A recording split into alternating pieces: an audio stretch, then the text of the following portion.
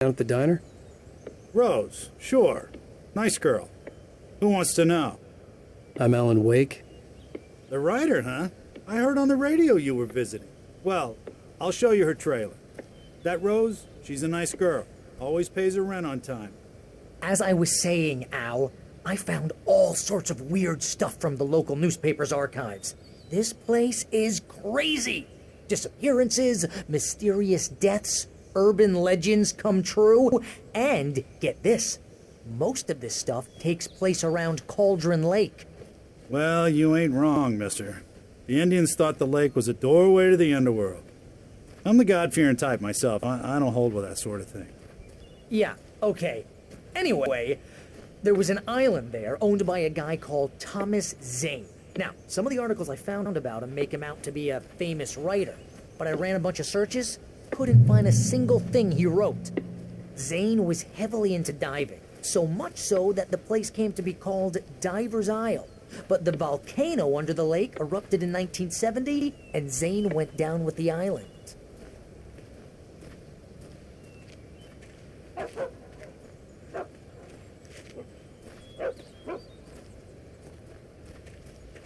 Yeah, how about that? It was there in the morning, as if it had fallen from the sky. But it would take a tornado to lift something like that.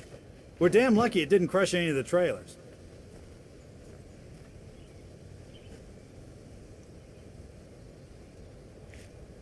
Come on, mister. I'll take you to Rose's trailer.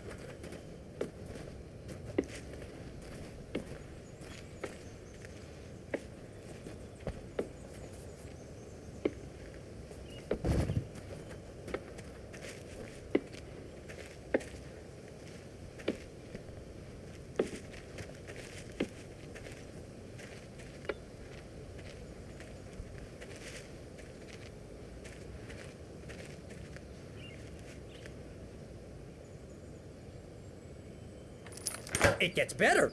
A local girl, Barbara Jagger, drowned in Cauldron Lake just a week earlier. They were lovers. Sure, Jagger's a local spook story. The Scratching Hag comes for you in the dark. Childish stuff like that. Anyway, Al, I'm just getting to the best part. All of the articles about this stuff were written by Cynthia Weaver. I asked around, and she's that crazy bag lady you met. What, the lamp lady? She can be a little loopy, but she's not homeless or anything. Yeah, anyway, she knew both Jagger and Zane before they both died, and she had some kind of a breakdown.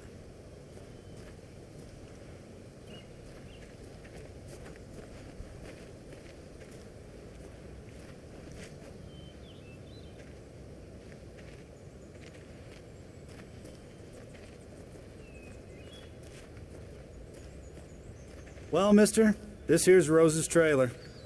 You mind me asking what you want with her? We're just here to talk to her, pal.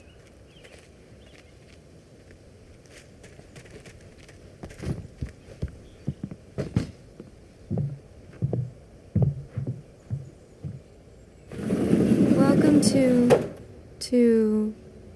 Oh dear, Mr. Wake. I'm so glad you're here. Rose, you have my manuscript? Oh. Oh, yes. Yes. Please, come in. Hey, this is really good. Rose, Yes, my manuscript. I really need it. I understand. I know what you need. A muse to inspire you. Oh, for Barry. She doesn't have anything. Yeah, hey, Al? Oh, what's... Oh... Barry! What? What?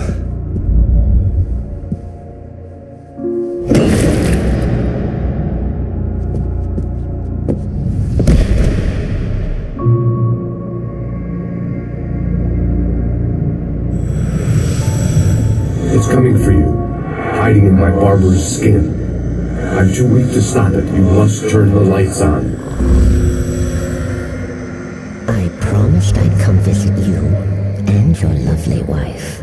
You must finish what you started. I insist. You must turn the lights on. Turn the light on. Back to work, boy.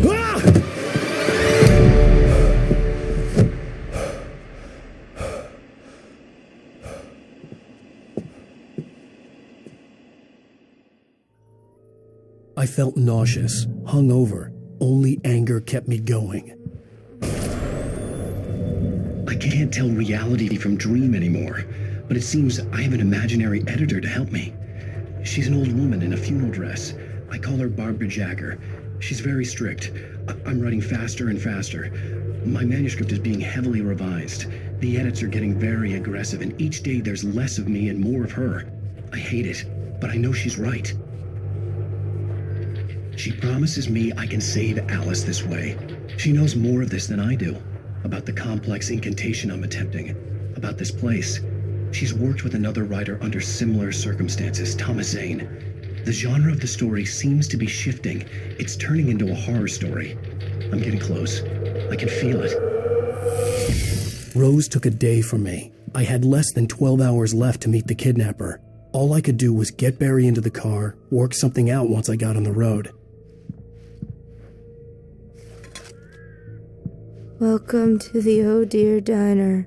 What can I get you today? Coffee? I couldn't work up much hate for Rose. Something had used her to get to me and left its mark. First refill is free. Milk and sugar on the counter there. Would you like to hear today's specials? Thank My you. gun and flashlight were gone. I'd have to find a way to get Barry into the car as quickly as... Mr. Randolph liked Rose. That little smile she had. How she was still sweet when life had tried so hard to make her bitter. It wasn't any of his business what she did in her trailer. But those strangers, the writer and his smart-ass sidekick, looked like trouble. And they'd been in there for hours, way past her normal bedtime. He reached for the phone and called the sheriff's station.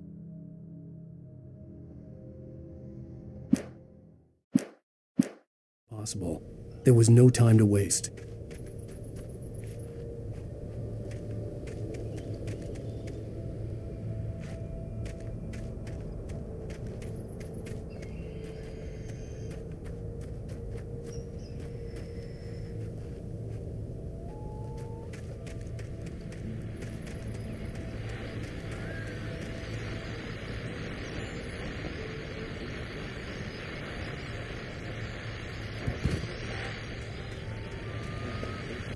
I just stepped outside to catch a breath of fresh air, and let me tell you, the weather's getting heavy. Nights like this make me especially glad I'm here talking to you and not home in bed. Once the weather takes a turn like this, I can't sleep at all. It's all tangled bed sheets and dark thoughts, punctuated by the occasional plunge into nightmare. Is it just me? Well, perhaps it is. But I hope I can make the night a little bit easier to get through. You're on KBS FM. Hey, it's Walt Snyder. What's on your mind? What's on your mind, Walt?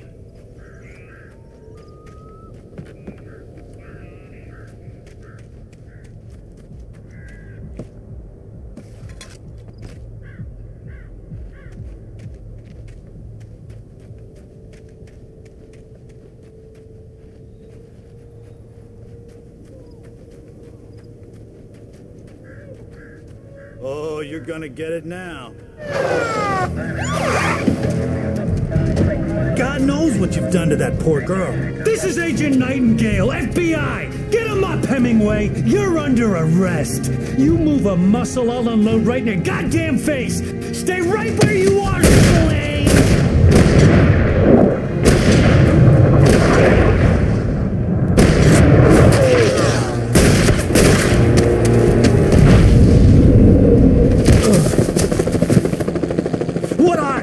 I'm standing right here, you goddamn maniac!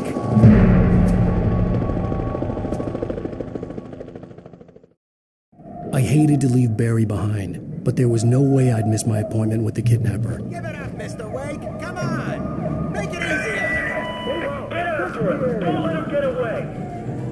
Move it! Move it! Move it! I'll have your chance if you let him get away!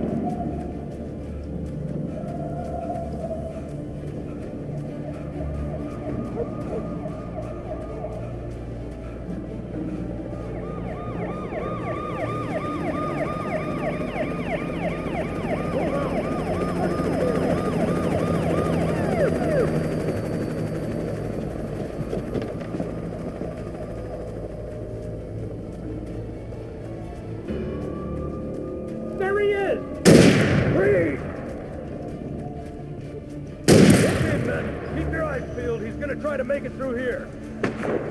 Oh, damn. Where did he go?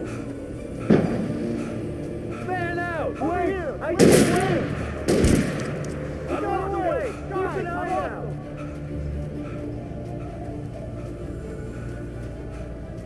God damn it! Where did he go? He slipped away! Keep an eye out!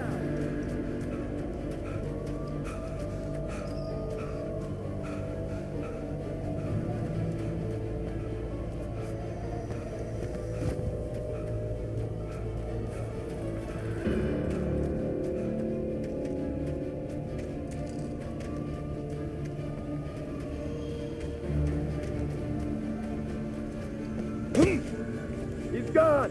Come on, guys! We need to head him off!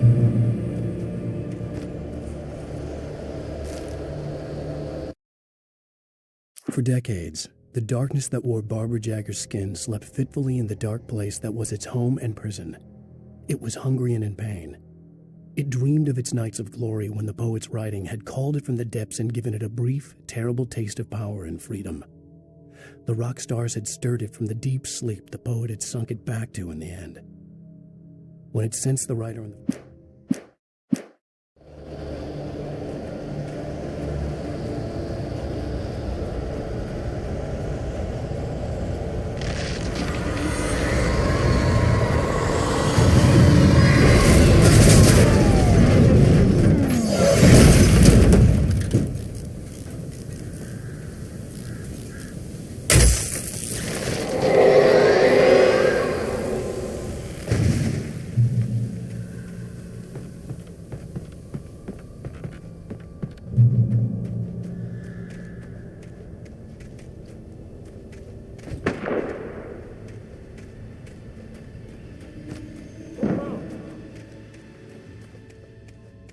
Search the area!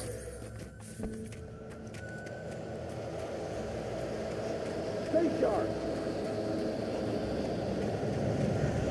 This way! Over here!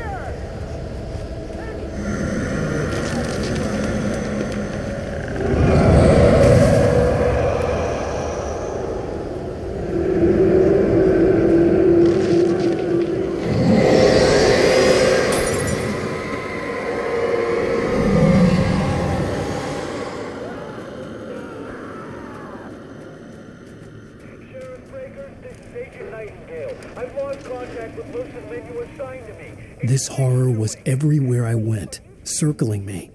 The cops didn't stand a chance. They were after a writer, not a monster. You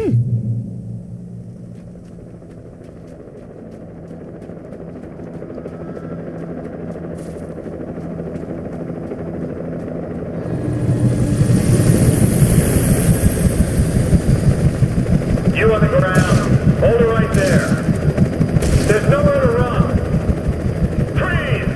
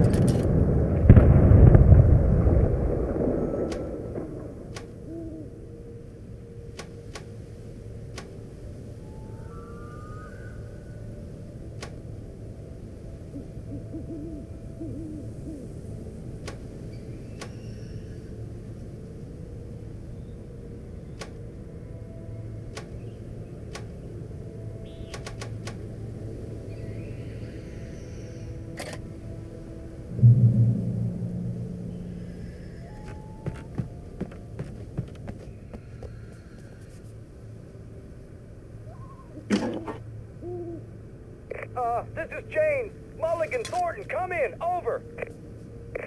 Thornton here. James, we got both Wheeler and Rose in custody. They didn't put up a fight or anything. Hey, what do you... Come on. Sit down and give me that. James, Mulligan here. Over. Go ahead, Mulligan. Over. We got Wheeler and Rose here. Wheeler's drunk or hopped up on something. Speaking of which, that Fed had a pretty distinctive whiff of Otis Scotch about him, you know what I mean. Over. I don't have anything on that, Deputy Mulligan. Over. Well, whatever. Anyway, Rose is just being plain weird here. You better get Doc in to take a look at both. Over. Gotcha. You better get them here quickly. I could see the lights of the radio station in the distance. Oh, yeah, I'll bet it does. Looks like they have a lot in common. Mulligan out.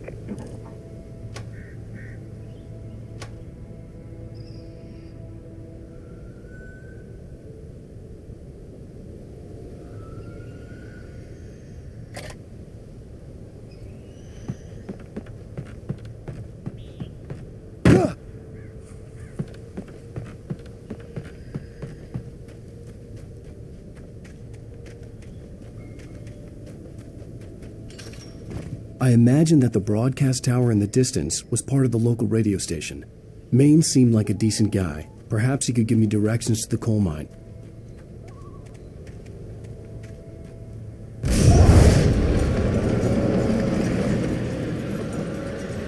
Unnatural shadows clung to the gate. The darkness that was after me was trying to stop me. I wouldn't get through without a light. There was no power to the searchlight.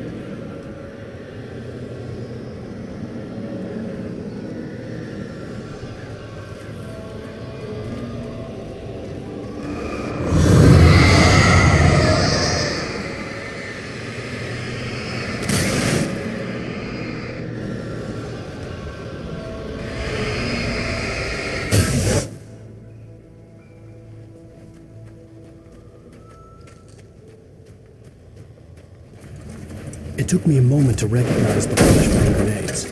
They were an ideal weapon for my situation. Team 1, come in. Over. Team 1, this is Sheriff Breaker. Report. Over. Team 2, come in. I need a report. Over. Come on, guys. Talk to me. Come in, please. Over.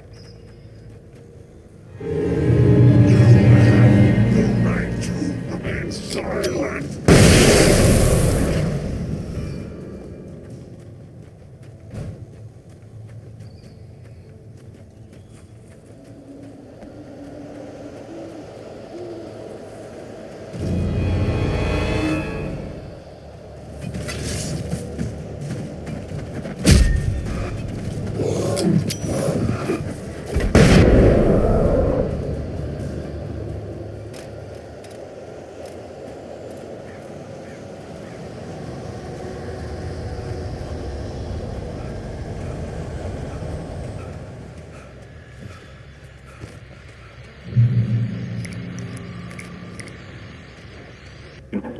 And here's another call. You're on KBFFM with Pat Maine. It's Milt Peabody, Pat. What's on your mind, Milt? Well, I live near the trailer park, Pat, and there's a big ruckus going on over there. Well, that's just up the road from me, too. What's going on, do you know? I I don't know, but there's a bunch of police cars there, lots of sirens. Our kids will never be. Your way of the rest.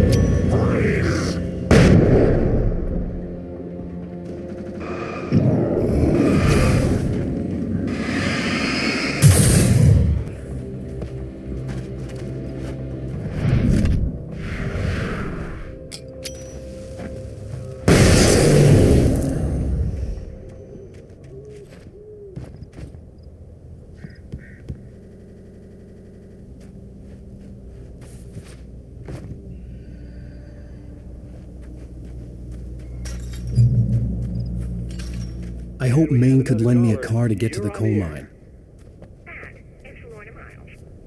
Oh, hello, Lorna. What do you have for us? What do you mean?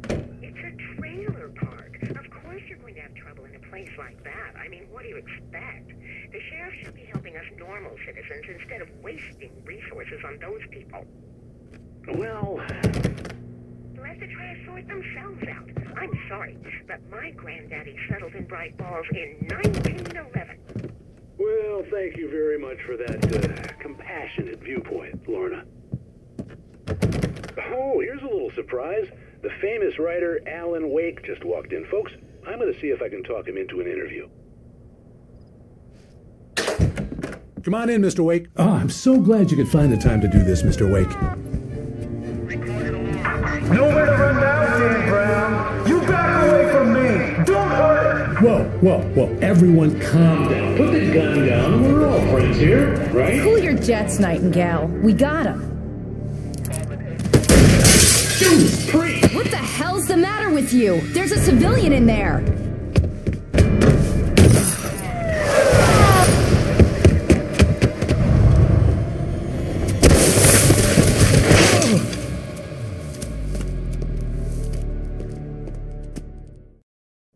I'll get you yet, even if it kills me. You hear me? You hear me, H.P. Lovecraft? I had fallen off so many cliffs it was ridiculous. That's what you get for naming a book The Sudden Stop. It was probably good I hadn't had the chance to tell Maine where I was going. I'd have to lose the cops and... Nightingale stared through the broken studio window into the dark woods. He turned around, started to walk out, but Maine grabbed his arm. "Young man, you almost shot me. You don't shoot off rounds at people like that. What's the matter with you?" Nightingale shook his arm free, marched out, his cheeks...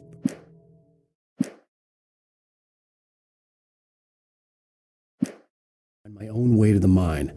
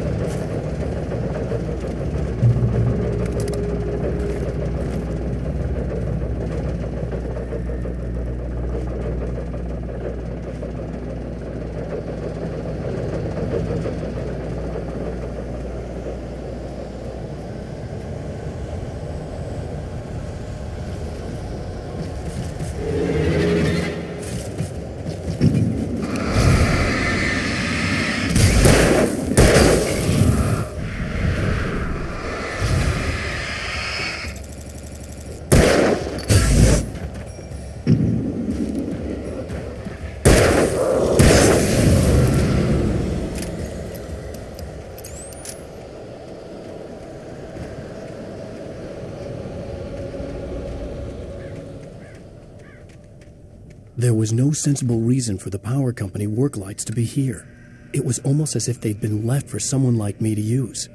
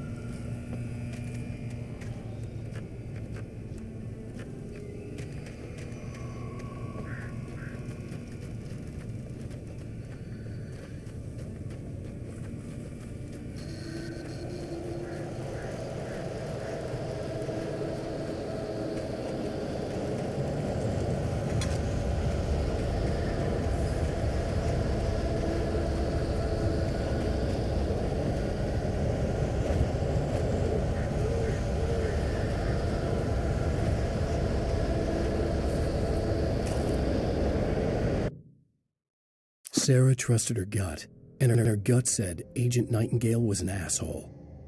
He felt wrong, and it wasn't just the smell of stale booze. It was in the way he flashed his badge, pulled rank, the look in his eyes when he wanted answers. Where was Alan Wake? What was this about an accident? Where was his wife? And most importantly, why did she let Wake go? He wouldn't answer her questions. Federal business was all he'd say.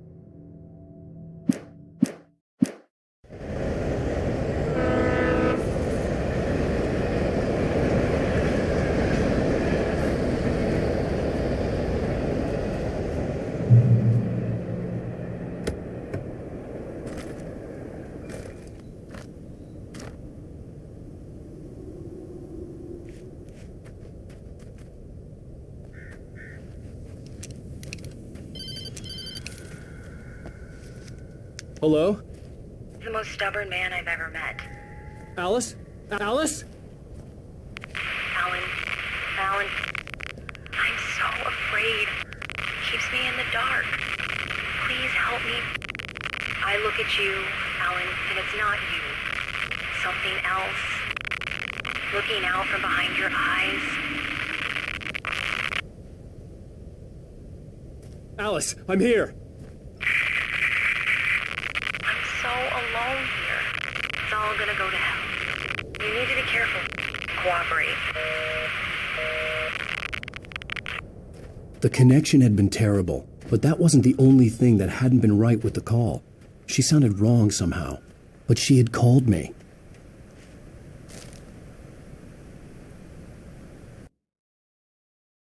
The pipe wrenched itself loose from the bridge's steel framework. Wrapped in darkness, it floated in midair, twitching. For a moment, I didn't understand what I was looking at. The heavy object lurched at me with impossible force. I threw myself out of the way, but just barely. When I turned my flashlight on it, it shook in it.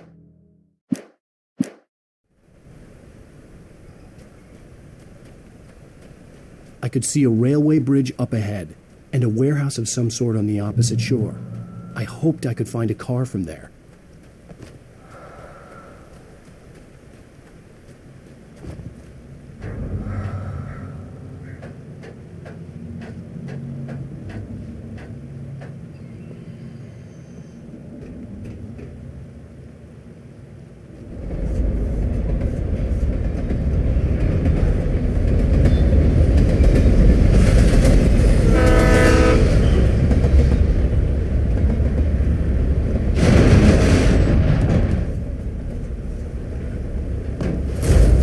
That was pursuing me was growing stronger, and it was taking over everything in its path.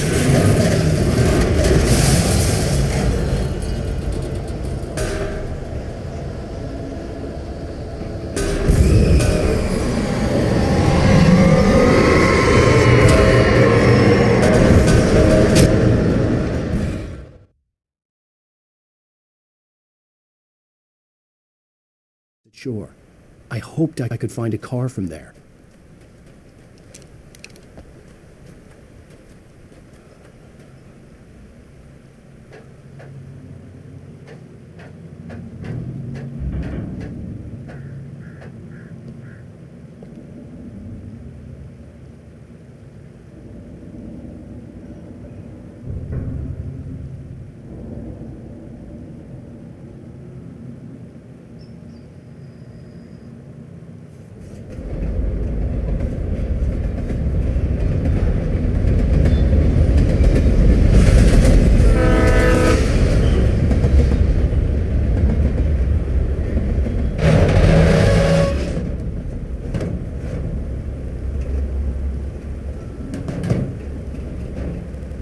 The darkness that was pursuing me was growing stronger, and it was taking over everything in its path.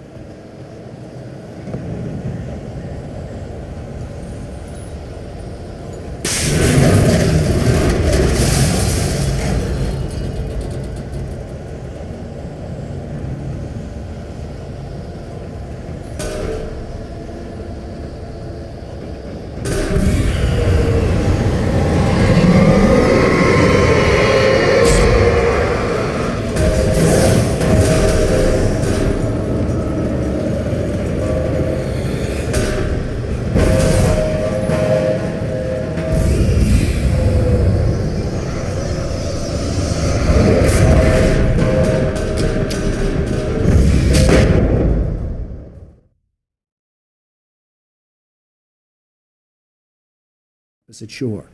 I hoped I could find a car from there.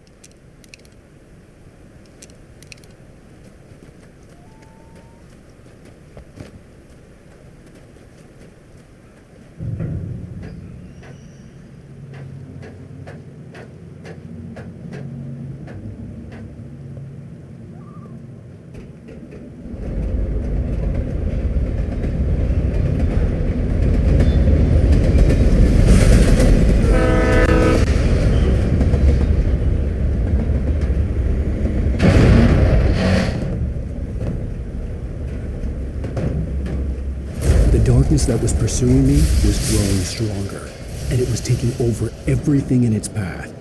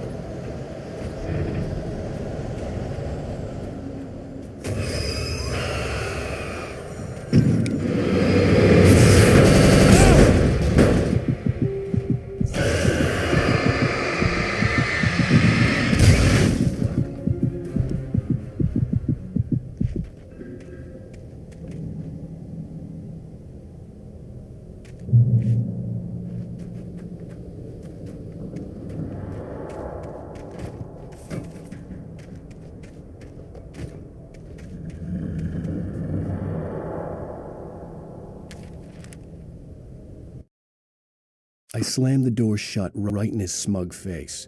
He pleaded for me to open the door. True to form, the asshole actually thought I would obey. I had no sympathy left, no guilt either, not for him. I took a moment to savor the scream. I bet I had a smile on my face. It was all that I had time for. The dark presence was inside the lodge with me.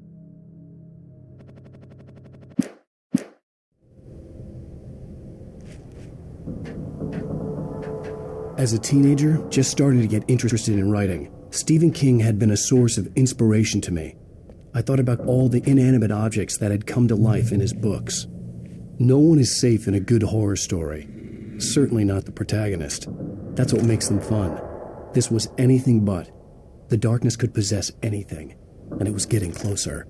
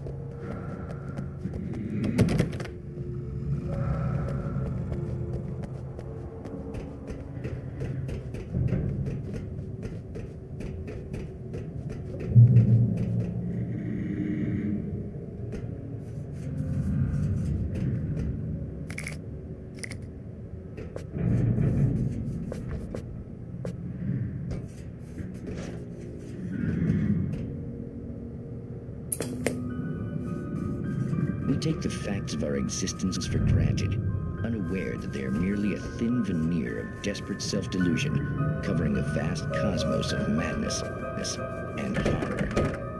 All too often, the stars are right in Night Springs.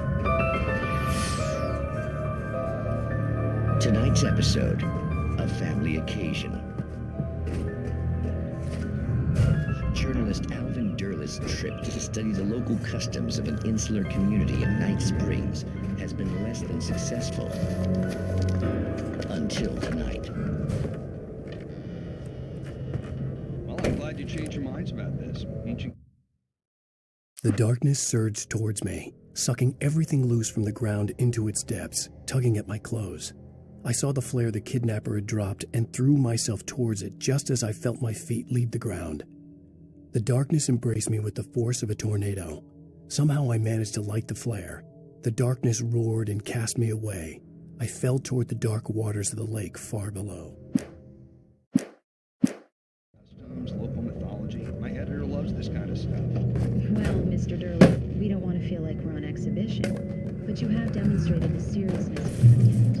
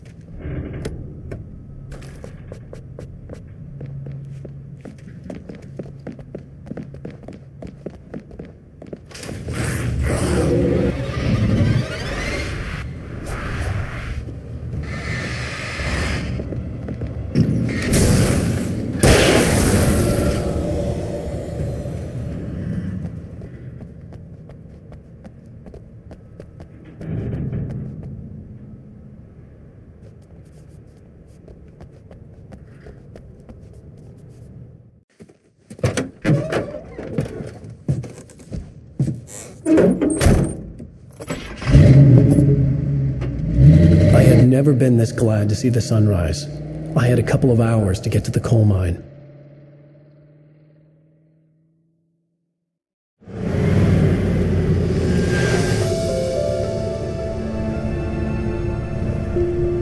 The coal mine wasn't far now.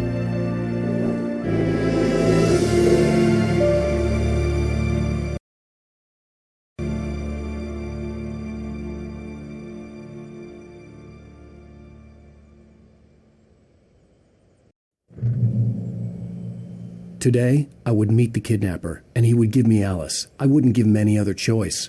A drowning man will clutch at a straw.